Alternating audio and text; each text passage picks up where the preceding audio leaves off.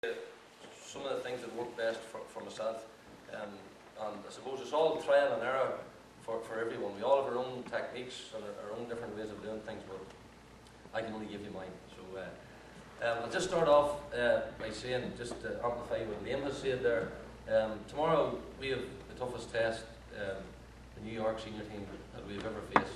We've Sligo coming here at 3 o'clock, and we go to battle with them for 70 minutes. And hopefully all the hard work we've done over the last 3 or 4 months will pay dividends for us. And I just want to pay a special contribution to Liam and all the staff here in the park. It's my first year involved with New York, and anything that I've asked for to develop the team, to make the whole thing that bit better, it never has been a problem, and hopefully that'll pay off for us tomorrow. So with that out of the way, I'll get started. I don't think we need to do much writing here. So I know Alan Hardy's not too fond of the writing here, so that's a good thing. But first of all, folks, I'm sure that most of us have taken kids teams, and with kids teams, one of the big problems that you might face is their attention span when you are doing drills. It doesn't last very long. Okay, you'll have kids running away every road when you're trying to set up a drill. See somebody smiling at you when you're enough of that. All right. One of the best ways probably to combat that is when you go to your training session, and particularly with kids from under 8s, probably up to 16s. The best thing to do is to add some sort of element of fun into the drill. Okay, so that it's not as serious as it should be. And remember that children from that age, you know, a lot of the stuff that you'll be working on is their speed and their agility, just to get them familiar with the ball.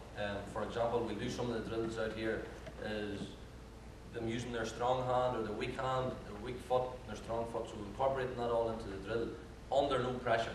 So you want to be starting it off, you want to be sort of setting it that it's a basic level of skill, and then later on introduce some sort of intermediate level, and then a sort of advanced. And what I mean by that is your basic level would be just going through the skills with no pressure, just doing it at your ease, getting them to do it at their ease. The second one, the sort of intermediate level, would be doing it that you can introduce a clock that they have to be back to the cone within 20 seconds, which adds a wee bit. And then the more advanced one would be introducing some sort of competitive edge, where you can introduce another player into the drill. So you can basically take one drill and have those 3 tiers in the drill, and all of a sudden you'll find that you're maybe 20 minutes through your session. Now, what I would suggest is, when you're doing a session, anything from 5 to 7 drills will get you through any session. Okay? 5 to 7 drills. Now, it's vitally important, before you start your session, that you're not driving to the session thinking, Jesus Christ, what am I going to do tonight? Okay? If you're doing that, you're beat already. Okay? Have it structured the night before or that morning. Know what you're going to work on. Now, one of the disadvantages with the New York senior team, as opposed to any other team that's playing at home in any championship, or any team that's playing in competitive football, which we don't have, is that it's very hard to set a benchmark to where you really are. So, for example, we can't have a game. We didn't have a game last Sunday, so we don't know how our defence is performing. We don't know how our forward line's performing, or our midfield.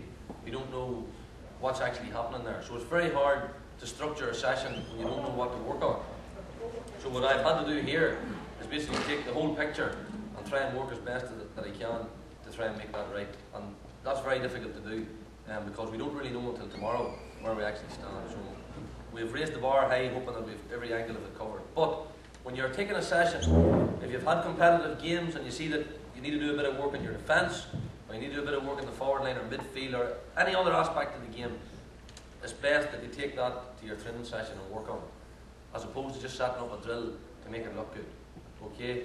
I know plenty of people that will have a pitch filled with cones, and you're looking at it and you're going, Jesus, this looks impressive. But actually, when they go into the session, you know, there's really nothing coming out of the session. You want to be doing your session that you're coming out of it, that the players that you're coaching are better after that 1 hour or an hour and a half or 40 minutes or whatever.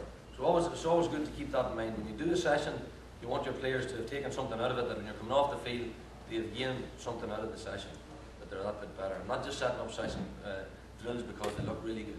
And there's plenty of resources on the web now for any amount of drills or any sector of the game that you need to work on. There's a great site there, the Ulster GAA have it, not no disrespect to Connacht, I'm sure they have one as well, but being from Ulster, that's probably where we go to first. And I know the development officer there, Eugene Young, and I was lucky to take my level 1 course with him, county coaching, and he had put something up there. It's a great structure, so if you ever need drills, go on to that website and you'll find plenty of them. But we'll not keep you much longer, because I find that these things are easily explained out on the pitch. But if anyone has any questions, you just want to ask me now, and hopefully I can answer them for you on the structure of your session, which is one of the quick experts. Alan, you're always good for one. I'm not today, mate. Listen, don't be afraid to shout up. You know, don't be sitting there thinking that it's going to be a silly question. There's no such thing, because there's things that I'm still learning yet, you know. So no questions at all. Happy enough? I think we're ready to start. So we just have we have the Fela team out here. They're going to demonstrate. So I've just had a quick run over with them this morning. So we're not going to be doing anything this crazy fast or mad, you know. So just give the lads a wee bit of time and encourage them and all the rest. All right. So we'll move it outside and we'll get cracking at that. We don't have to get on the field for that.